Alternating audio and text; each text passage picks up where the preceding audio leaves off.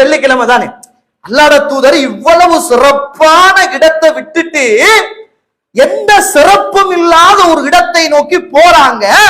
அதுக்கு பிறகுதான் அதுக்கு சிறப்பு கிடைக்குது. ரசூலுல்லாஹ் போனதுக்கு பிறகு நம்ம இன்னைக்கு வெள்ளிக்கிழமை, இந்த வெள்ளிக்கிழமை என்று தெரிந்தும் எவ்வளவு சிறப்பான நாள் என்று அறிந்தும் இந்த வெள்ளிக்கிழமையை போல இந்த உலகத்தில் இறைவனால் சிறப்பிக்கப்பட்ட நாட்கள் எதுவும் இல்லை என்று அறிந்தும் எத்தனை பேருக்கப்பா இந்த ஹிஜ்ரத்தை பத்தி பேசுறேனாங்க, சஹாபாக்குடைய தியாகத்தை பத்தி பேசுறேனாங்க.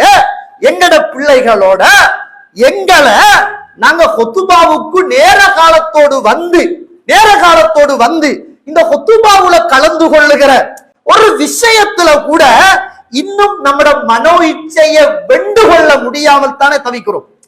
நம்மட வியாபாரத்தை பூட்ட முடியல, கடையை பூட்ட முடியல, இருக்கிற வேலைகளை முடிக்க முடியல, பக்கத்துல இருக்கிற வீட்டில இருந்து நேரத்தோடு இறைவனுடைய வீட்டில் வந்து அமர்ந்து கொள்ள மனசு இல்ல.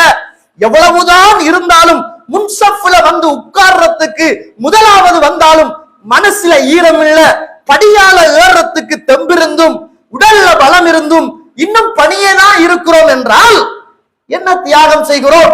எந்த சிறப்பும் இல்லாத ஒரு மண்ணுக்கு இறைவனுடைய கட்டளைக்காக வேண்டி இறை தூதர் புறப்பட்டாங்க. நம்ம என்ன தியாகம் செய்கிறோம்? 5 நேரம் நம்மட வாழ்க்கையில அல்லாஹ் அக்பர் என்று கேட்டவுடன் தொழுகிற உறவுகளாக நான் உட்பட நம்ம எல்லாரும் அப்படிப்பட்ட பண்புகளோடு அன்றாட இபாதத், அது தியாகம் இல்லையே. தொழுகை என்பது தியாகம் அல்ல, அது கடமைங்க. ஒரு முஸ்லிமாக இருந்தால் அவன் தொழவானும், அது கடமை. அந்த கடமையை கூட நம்மளால செய்ய முடியாத அளவுக்குத்தான் நாம் இருக்கிறோமாக இருந்தால், கண்ணியத்துக்குரிய இஸ்லாமிய உறவுகளே, அல்லாஹ்வுடைய நல்லடியார்களே, நமக்கிட்ட என்ன தியாகம் இருக்கிறது? ஹிஜ்ரத்தை பத்தி 1447ஆம் ஆண்டு ஹிஜ்ரத் அப்படின்னு பேசிக் கொண்டிருக்கிறோம். இன்னைக்கு எத்தனை பிறைன்னு கேட்டா நிறைய பேருக்கு பிறையும் தெரியாது. இன்றைக்கு இன்டர்நேஷனல் அடிப்படையில 16, லோக்கல் அடிப்படையில 15. எத்தனை பேருக்கு பிறை இருக்குது அப்படின்னு தெரியாது. நம்ம ஜனவரி, பிப்ரவரி, மார்ச், ஜூன், ஜூலை அதெல்லாம் மனசுல பாடம். எத்தனை பேருக்கு முஹர்ரம், ரஜப், துல்காதா, துல்ஹிஜ்ஜா அல்லாஹ் கண்ணியப்படுத்திய மாதங்கள் எத்தனை பேருக்கு மனசுல பாடம் தெரியாது. அதாவது நீங்க இது ஒரு இபாதத் அல்ல. முஹர்ரம், ரஜப் என்பது நம்முடைய கலாச்சாரம். அதுல இன்னும் ஒன்று இருக்கு.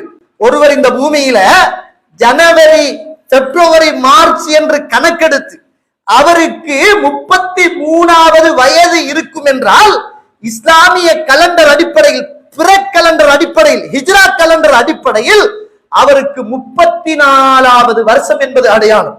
33 இந்த சூரிய கலண்டருக்கு ஒரு வருஷம் கூடி வரும். 33வது வருஷத்துல ஹிஜ்ரா கலண்டர் ஒன்று கூடி வரும். அப்படி என்றால் 33 ஒரு ஆளுக்கு இந்த இங்கிலீஷ் கலண்டர் அடிப்படையில், சூரிய கலண்டர் அடிப்படையில் வயது என்றால் ஹிஜ்ரா கலண்டர் அடிப்படையில் அவருக்கு 34 வயது என்பது அர்த்தம்.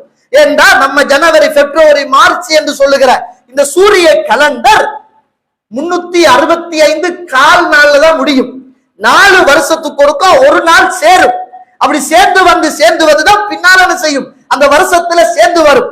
ஆனா ஹிஜ்ரா கலண்டரின் அடிப்படையில 33 வயசு எனக்கு என்றால், அதாவது வெள்ளையர்களுடைய சூரிய கலண்டர் அடிப்படையில் 33 வருஷம் என்றால் ஹிஜ்ரா கலண்டர் அடிப்படையில் எனக்கு 34 வருஷத்தில் நான் இருக்கிறேன் என்பது அடையாளம்.